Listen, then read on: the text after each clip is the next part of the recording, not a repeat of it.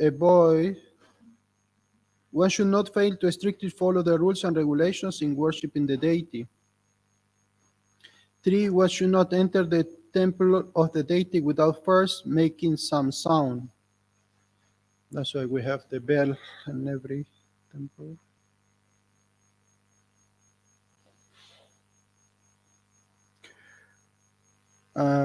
One should not offer any foodstuffs to the deity which is being seen by dogs or lower animals. 5. One should not break silence while worshipping. 6. One should not pass urine or evacuate while engaging in worshiping. 7. One should not offer incense without offering sunflowers. 8. Useless flowers without any fragrance should not be offered. 9. One should not fail to wash his teeth very carefully every day. 10. One should not enter the temple directly after sexual intercourse. 11. One should not touch a woman during her menstrual period. Okay, this is a long list. So tomorrow we can start for offense number 12. Nectar of devotion, Kija.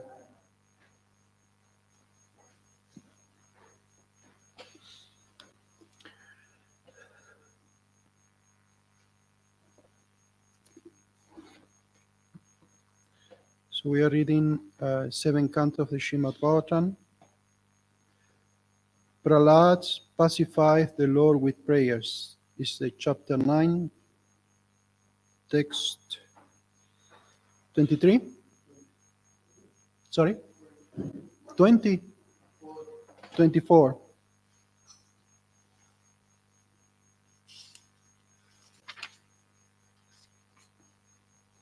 Tasmat amus tanu britam aham ashisho gya ayu shriyam vivavam aindriyam avirintyat mechani te vilulitam urubikramena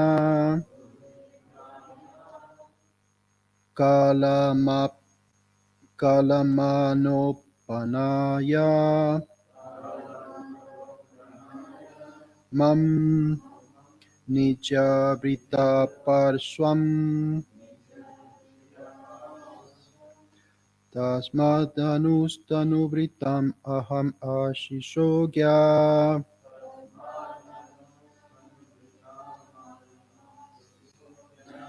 Tasmam amustanubritam aham ashishogya.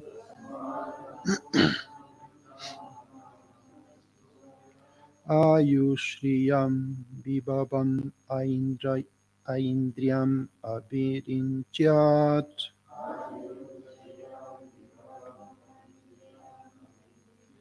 Ayushriyam vivavam aindriyam avirintyat.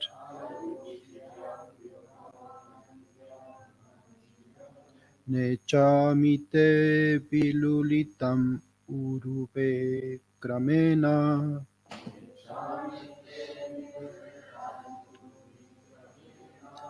Nechamite vilulitam urubi kramena.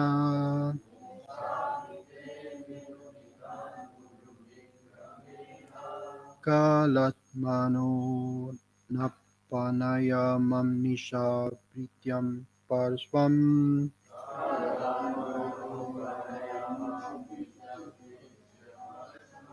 Kalatmano panayamam nisha pritya parshvam.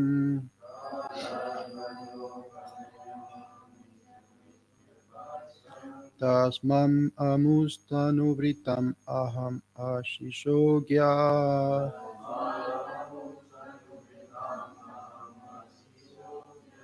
Ayushriyam vivavan aindriyan avirinchyat.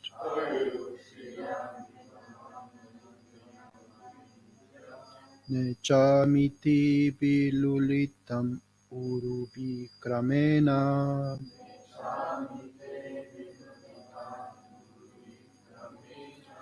Kalatmanopanayamam nishabrityam parshvam.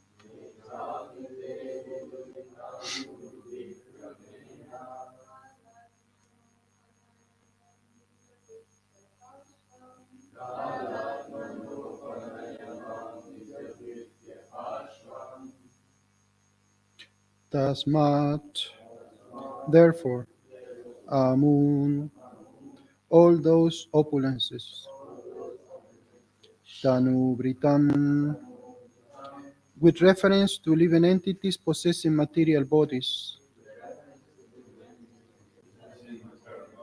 Aham, I, Shisha, Agya, knowing well the result of such benedictions. You a long duration of life. Shriyam material opulences. Vivam influence and glories. Aindriyam all meant for sense gratification. Avirinchat beginning from Lord Brahma down to the small ant. Na not. Ichami I want. Te by you. Bilulitam subject to be finished. Uru Vikramena who are extremely powerful. Kalatmana is the master of the time factor. Upanaya kindly take to. Mam me Nicha Britya Parswam the association of your faithful servant, your devotee. My dear Lord, now I have completely experienced concerning the worldly opulence, mystic power, longevity, and other material pleasures enjoyed by all living entities, from Lord Brahma down to the ant. As powerful time, you destroy them all. Therefore, because of my experience, I do not wish to possess them. My dear Lord, I request you to place me in touch with your pure devotee and let me serve him as a sincere servant. Purport by His Divine Grace, A.C. Bhaktivedanta Swami Srila Prabhupada Ki Jai. By studying Srimad Bhagavatam, every intelligent man can get experience like that of Prahlad Maharaj through the historical incident mentioned in the great literature of spiritual knowledge. By following the footsteps of Prahlad Maharaj, one should gain through experience that all material opulence is perishable at every moment. Even this body, for which we try to acquire so many sense pleasures, may perish in any time. The soul, however, is eternal. Nahanyate hanyamane sharire. The soul is never vanquished, even when the body is destroyed. An intelligent man therefore should care for the happiness of the spirit soul, not of the body. Even if we were to receive a body of a long duration of life, like those of Lord Brahma and the other great demigods, it will be destroyed, and therefore an intelligent man should be concerned with the imperishable spirit soul. To save oneself, one must take shelter of a pure devotee. Narottam Das Thakur therefore said, Chadiya Vaishnava Seva Nistara Payachikeva. If one wants to save himself from the material nature onslaughts which arise because of the material body, one must become Krishna conscious and try to fully understand Krishna. As stated in the Bhagavad Gita 4.9, Janma karma chame divyan evanyo veti tatpata. One should understand Krishna in truth, and this one can do only by serving a pure devotee. Thus, Prahlad Maharaj prays that Lord Nishinghade place him in touch with the pure devotee and servant instead of awarding him material opulence. Every intelligent man within the material world must follow Prahlad Maharaj. Mahajano yena gata sapanta. Prahlad Maharaj did not want to enjoy the state left by his father. Rather, he wanted to become a servant of the Lord. The illusory human civilization that perpetually endeavors for happiness through material advancement is rejected by Prahlad Maharaj and those who strictly follow in his footsteps. There are different types of opulence, known technically as bhukti, mukti, and siddhi. Bhukti refers to being situated in a very good position like a position with the demigods in the higher planetary systems, where one can enjoy material sense gratification to the greatest extent. Mukti refers to being disgusted with the material advancement and thus desiring become one with the Supreme. Siddhi refers to executing a severe type of meditation, like that of the yogis to attain a kind of perfections, anima, lagima, mahima, etc. All who, all who desire some material advancement through mukti, bhukti, or siddhi are punishable in due course of time, and they return to material activities. Prahlad Maharaj rejected them all. He simply wanted to engage as an apprentice under the guidance of a pure devotee.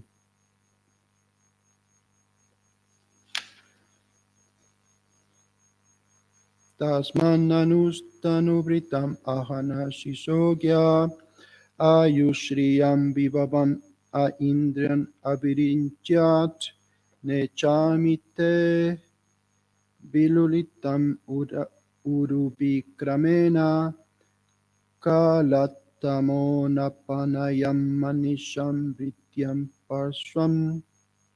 Translation again. My dear Lord, now I have completely experienced concerning the worldly opulence, mystic power, longevity, and other material pleasures enjoyed by all living entities, from Brahma down to the ant. It's powerful time you destroy them all. Therefore, because of my experience, I do not wish to possess them. My dear Lord, I request you to place me in touch with your pure devotee and let me serve him as a sincere servant. Om Gyanatimidam-dasya Gyanagyanashalakaya Chakshurumilitam Gyana Tasmai Shri Gurave Namaha Shaya Shri Krishna Chaitanya Prabhu Nityananda Sri Advaita Gadadhar Shivasadi Gaura Bhaktavrinda Hare Krishna Krishna Krishna Hare Hare Hare Rama, Rama Rama, Hare Hare.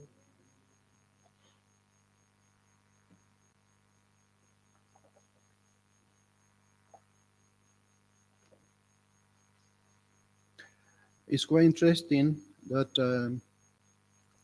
Prahlad Maharaj was just a kid. He was just a small boy. But he said, I have so much experience about this material world. I do not want anything of it.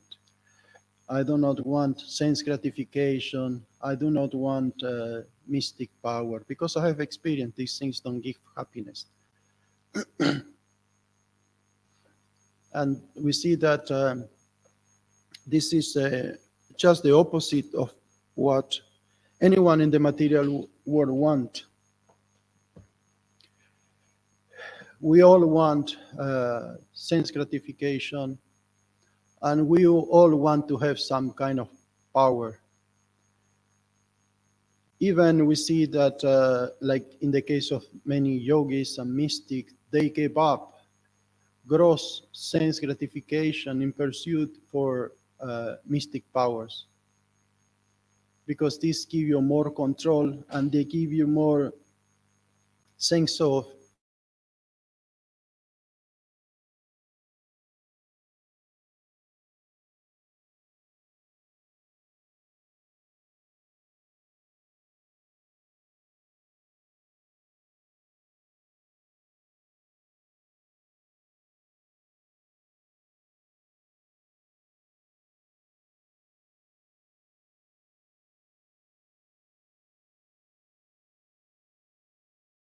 maybe trying to acquire some mystic powers.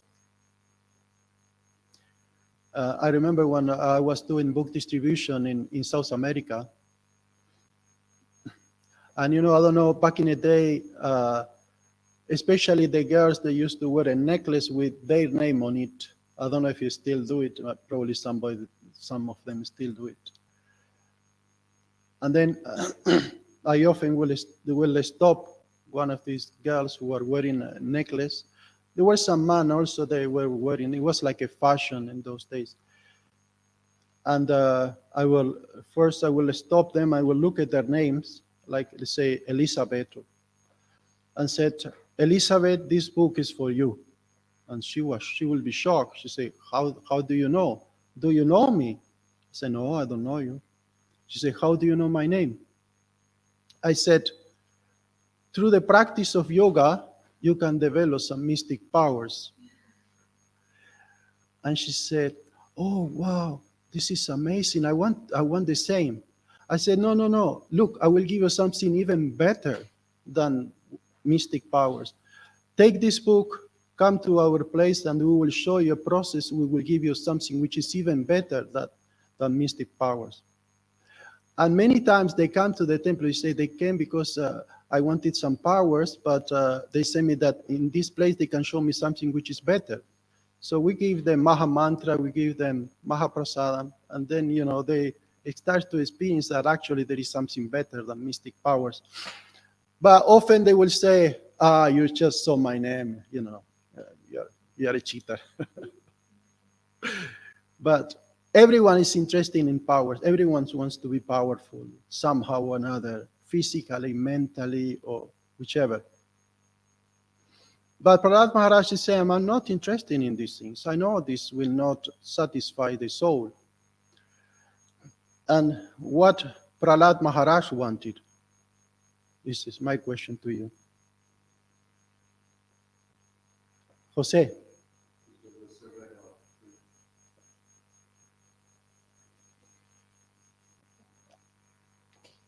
He said, I don't want any of this. I only want to become a servant of a devotee of Krishna. That's the only thing I want. Because they said that when you serve pure devotee, automatically the doors of liberation opens. And you get automatically all the things. Being a devotee of Krishna doesn't mean that you don't enjoy, like when devotees, they perform nice kirtan, you enjoy the kirtan. It's not like you try to avoid enjoying the kirtan because it's sense gratification. It's not, it's a spiritual sense gratification. Or when you take prasadam, you don't enjoy prasadam because no, it's a sense gratification and my tongue is enjoying too much. I better suffer a little bit and you put some salt in the sweet rice. Spiritual life you enjoy, but the difference is that you enjoy in relation with Krishna, not separate with Krishna. When you take out Krishna from the equation, then this when the suffering started. Whether you do it through the pursuit of sense gratification or mystic power, in either case you will be suffering. And the only way to be happy is when we connect everything to Krishna. When we dovetail all the tendency we have for sensual enjoyment or for any acquired powers to Krishna consciousness.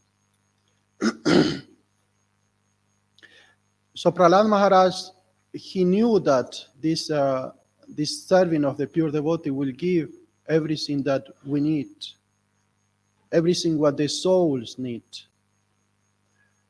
And then he wanted this type of association. And today, well, today is a very special day because it's the appearance of one of those pure devotees, Bhaktivinoda Thakur. And there is so much, I would like to spend rest of the class trying to say something or glorifying Bhaktivinoda Thakur. There is so much to be said about Bhaktivinoda Thakur, so many pastimes with Bhaktivinoda Thakur. So he was born as the Kedaranath. He was born in 1838 in Bengal. Birnagar is the birthplace of Bhaktivinoda Thakur. And very interesting, he was not born in a devotee family. He was born in a Sakta family where they worship mainly Durga and Shiva. Bhakti, you know what means? Do you know what means Vinoda? Probably you know. Sorry? Yeah. Pleasure of happiness. So that title was given to Kedaranath later on in life. But in those days, he appeared in a very special time in history, where the Vaishnavism was practically lost and was taken over by what we call Appa Sampradayas. And there were mainly 13 of these Appa Sampradaya. We can mention some of them. Like they were the Goranagaris, the Owls, Prakrita Sahajas, Martha Brahmanas. They were like, if you remember the name of any other. Bowls, all these groups.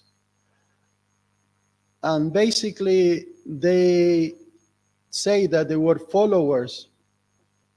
Hare Krishna. They were followers of Chaitanya Mahaprabhu, but they had concocted their own ideas, and they were all interested in basically in a woman and sense gratification, and not really in propagating the cult of Chaitanya Mahaprabhu. So Bhaktivinoda Thakur, he appeared at that time because there was a need for that. We know that when there is a declination of religion, Krishna either comes himself or sends someone else to propagate the real Dharma. And this is specifically the case of Bhaktivinoda Thakur, who came to propagate the real thing and bring everything to track to Gaudiya Vaishnava in the proper way of worshiping Lord Chaitanya, not through all this group. And also at that time there were many, what was very prominent were the tantrics were very prominent. You have seen, probably you have seen, if you've been to India, they are normally dressed in black, and they were in skulls, and they worship Lord Shiva.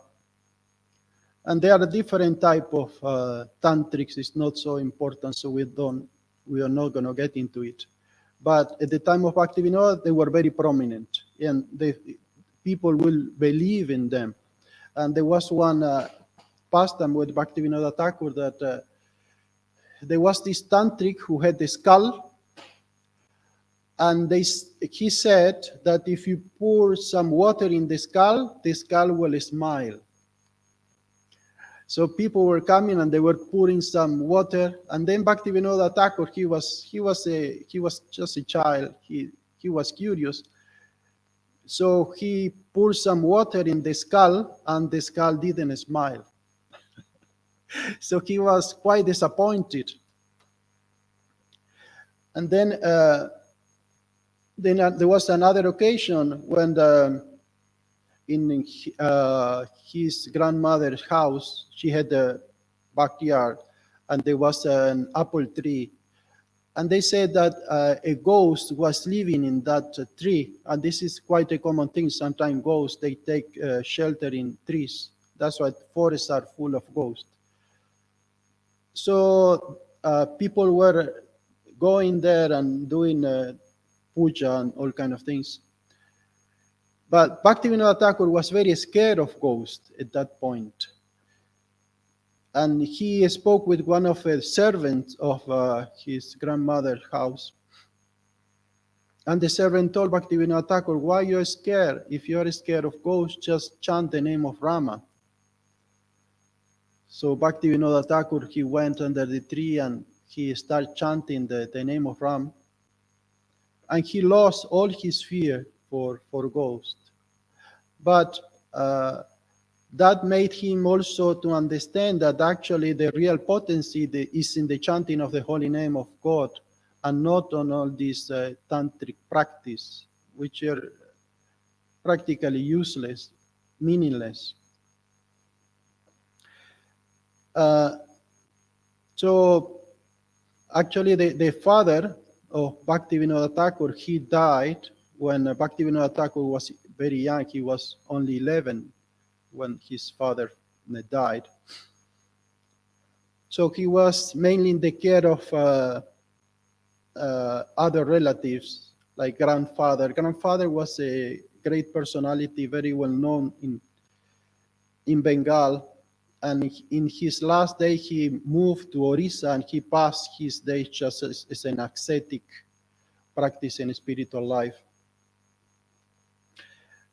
And Bhaktivinoda Thakur, he also got married when he was 11, and his wife was 5 years old. For Westerners, this is really shocking, but this was a very common practice, I believe, still nowadays, isn't it, in some places, that they married to such an early age. But they don't communicate, and they don't communicate until they are adults. So that was the case of Bhaktivinoda Thakur. He got married when he was 11, and his wife, future wife, was only 5 years old. And they were living in Birnagar.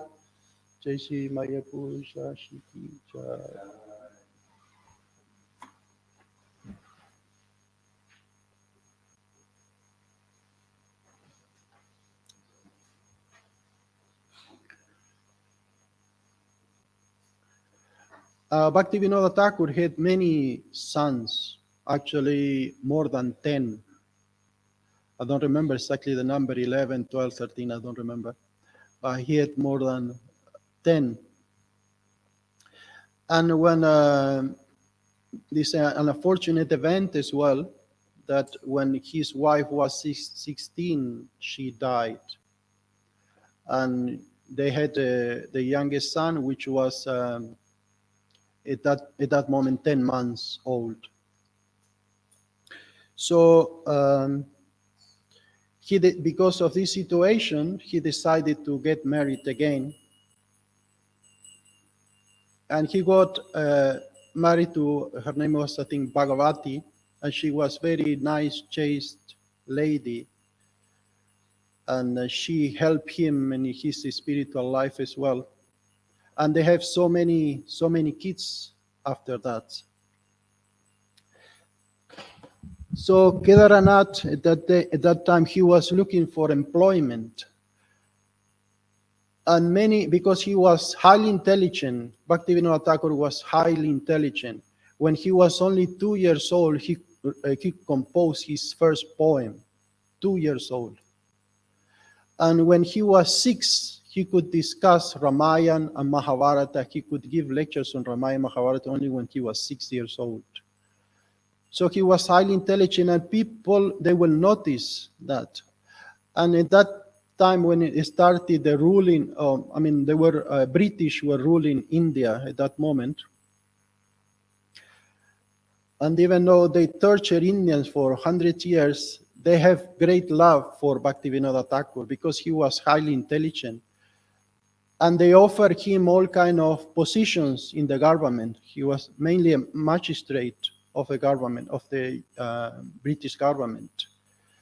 And they said that he was so special and so dear to the British that they construct a railway from his house to his job. Can you imagine? You wake out your door and the train is there that take you to your job. That was the case of Bhaktivinoda Thakur, and was constructed especially for him by the British.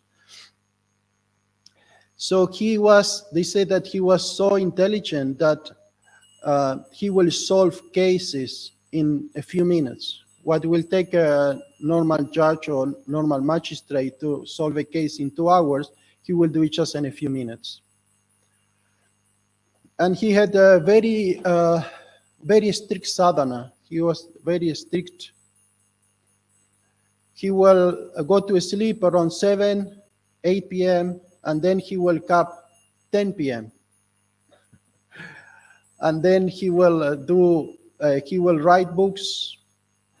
Bhaktivinoda Thakur, he actually wrote more than 100 books, poems, essays, so many things he wrote throughout his life, all about Vaishnavism. And they were appreciated, even they were published in some of the, like Hindu Herald, which was a popular newspaper, English newspaper, and were appreciated in all circles.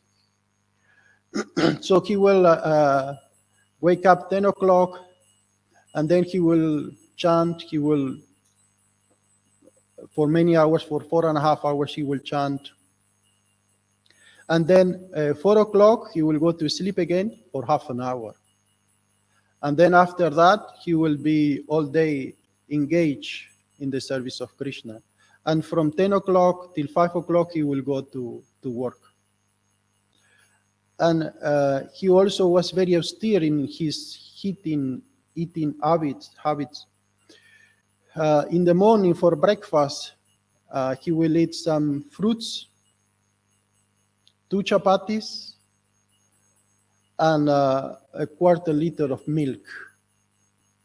And he will not eat anything during the day, and in the evening, he will eat little bit of rice, 2 chapati, and quarter liter of milk, and that's it.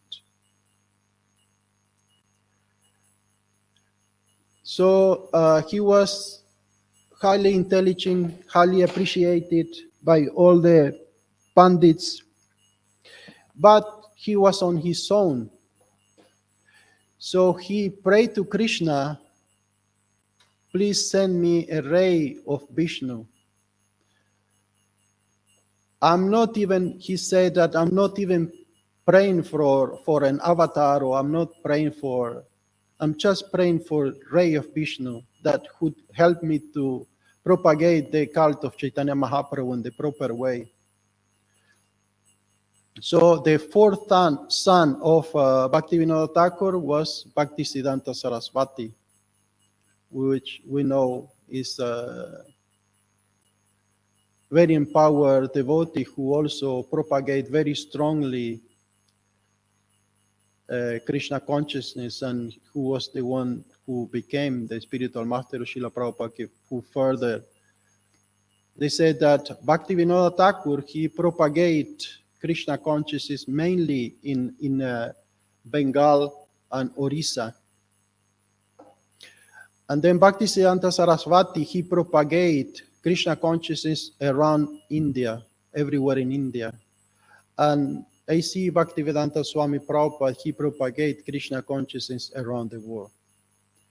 So there were these 3 contemporary great personalities.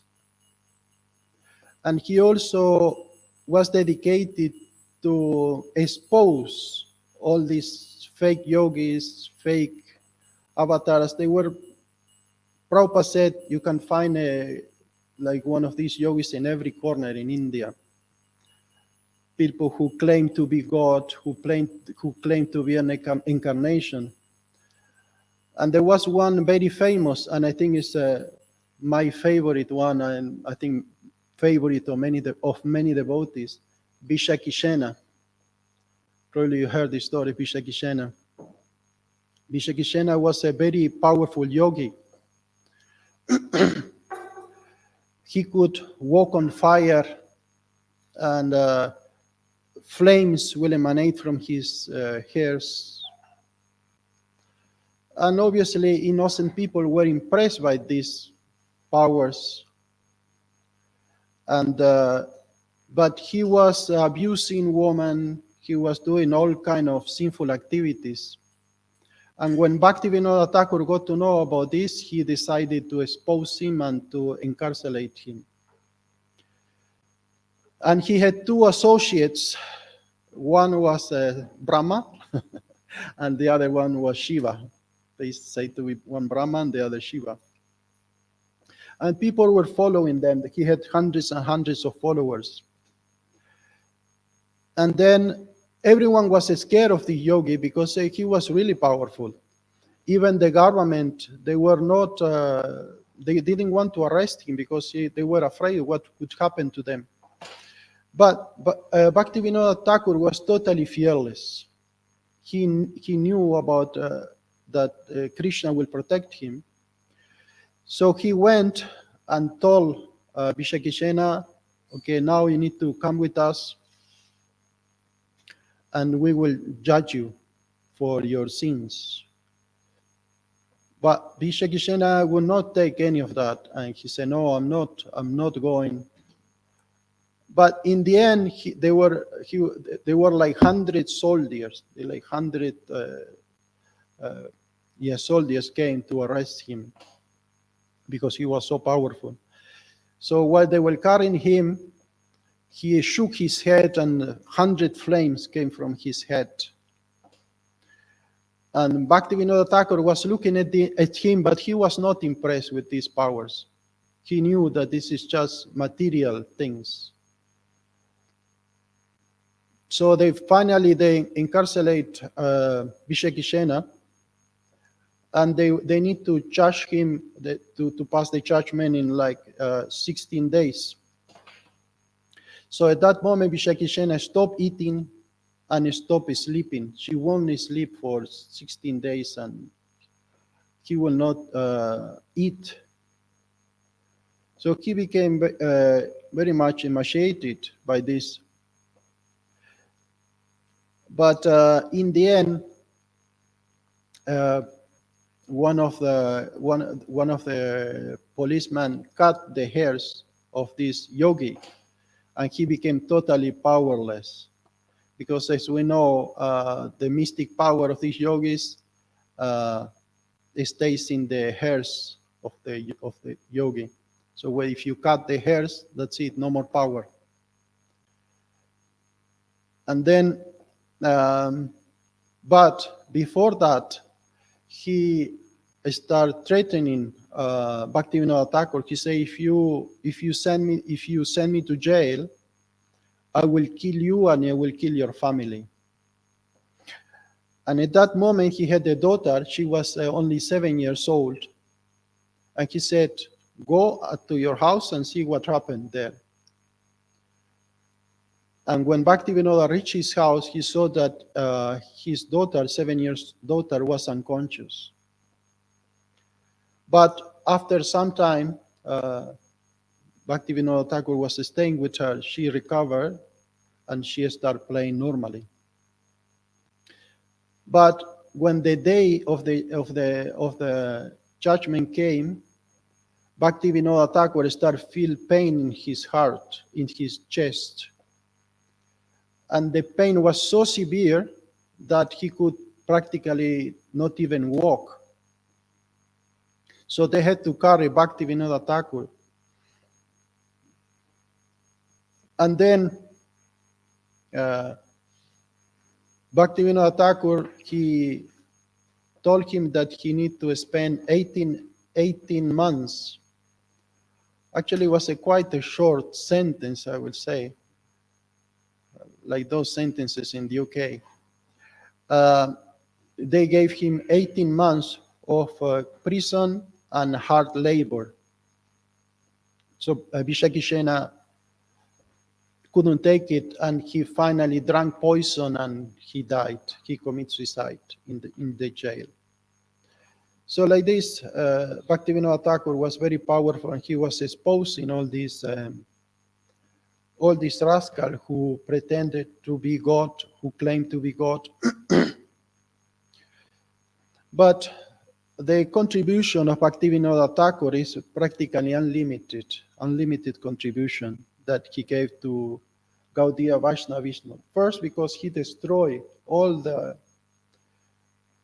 bad philosophies, all the concoctions, all the speculations of other sampradayas or so-called sampradayas.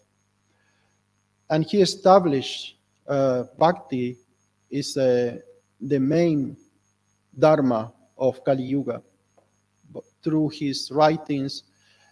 And not only that, he also sent, he sent teachers of Lord Chaitanya to Toronto, to other places in the West, because he could speak also perfectly English. So he wrote many books, and they said that his books, they were completely faultless. They were perfect English, even though that was not his like mother tongue or his first language.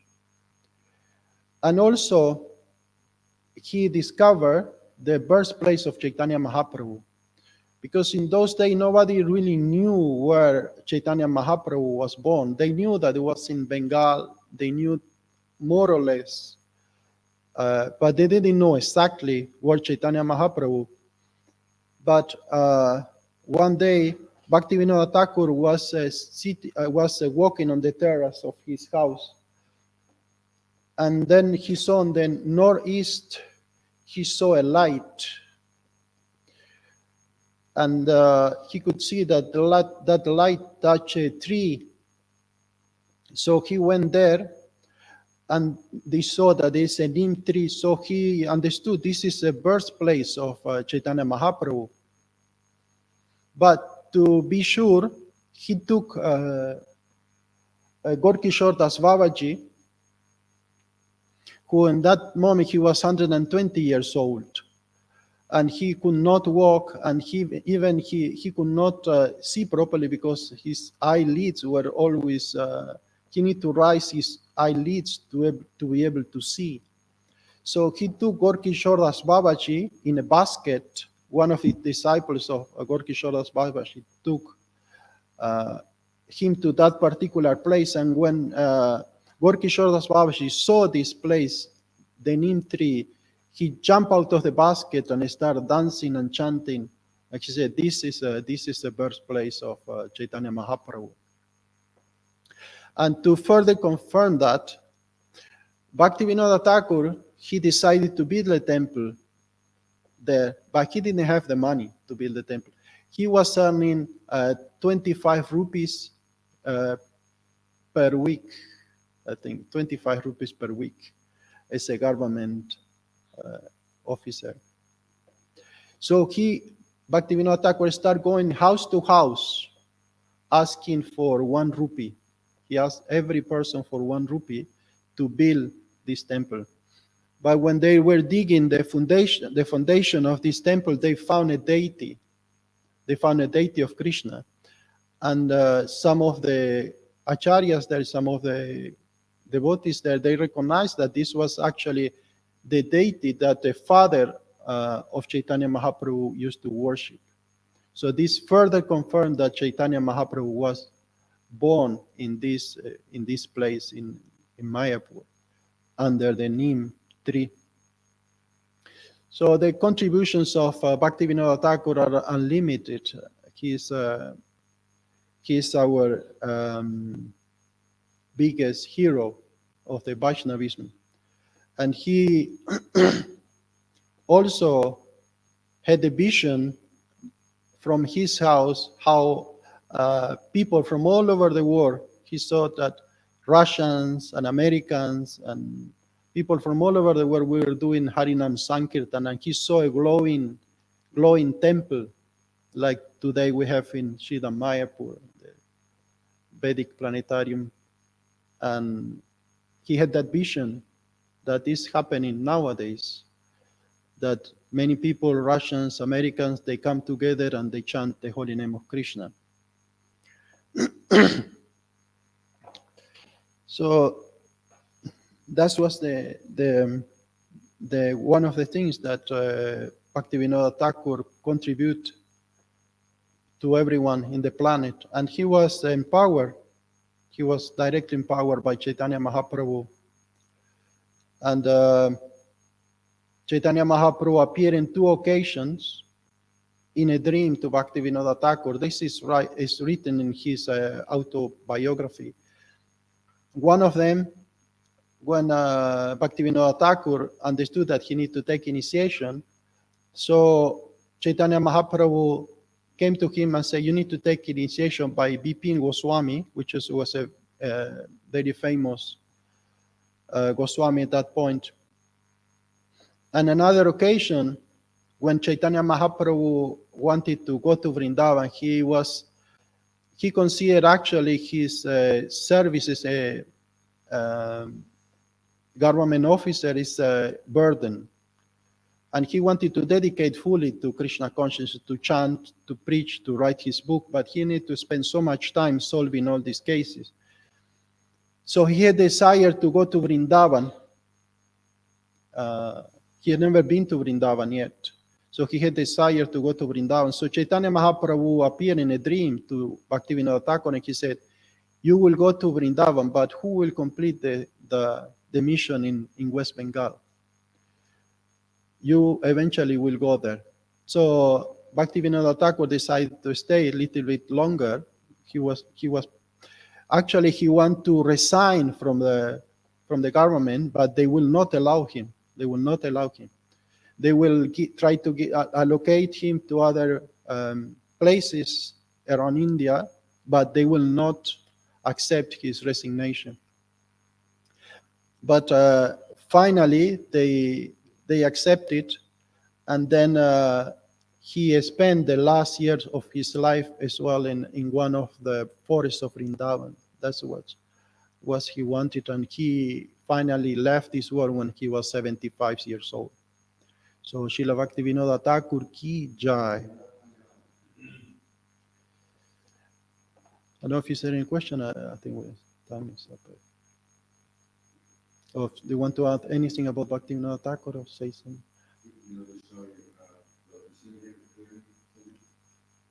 I don't remember that.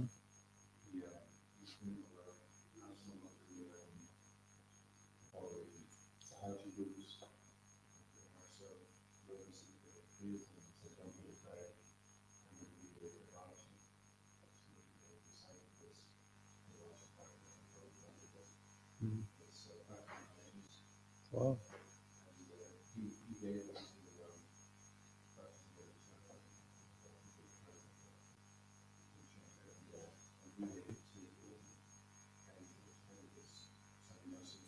Yeah.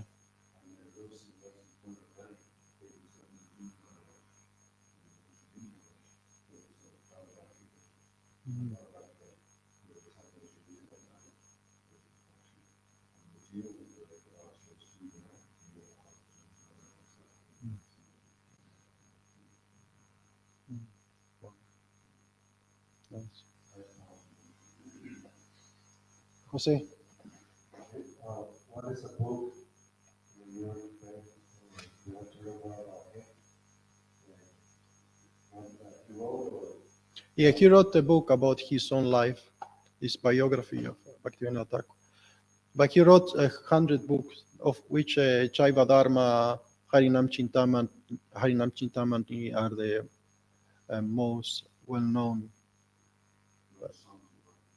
Yeah, so many songs, hundreds and hundreds of songs. We only know a few. We only know a few which are in our song books, but there are so many others, so many hundreds and hundreds.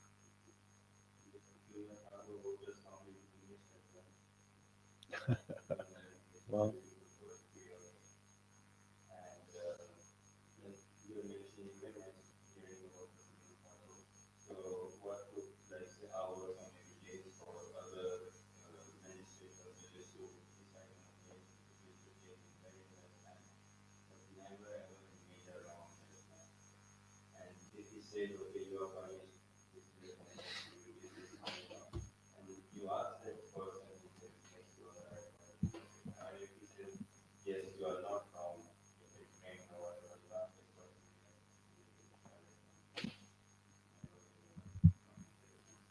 Yeah.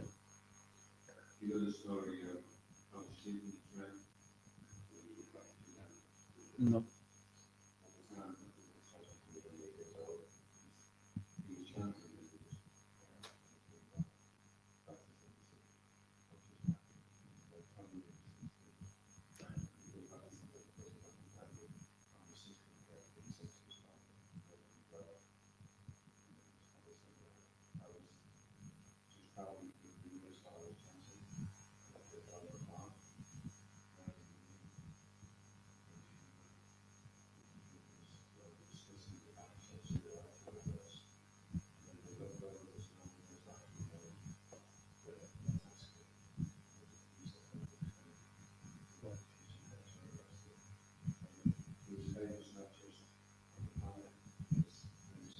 the universe.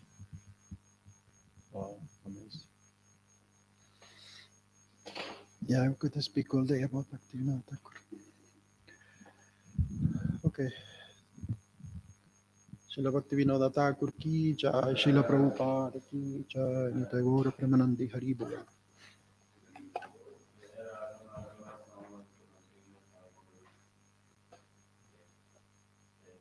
Acharya Radha Madhava, yes, sure.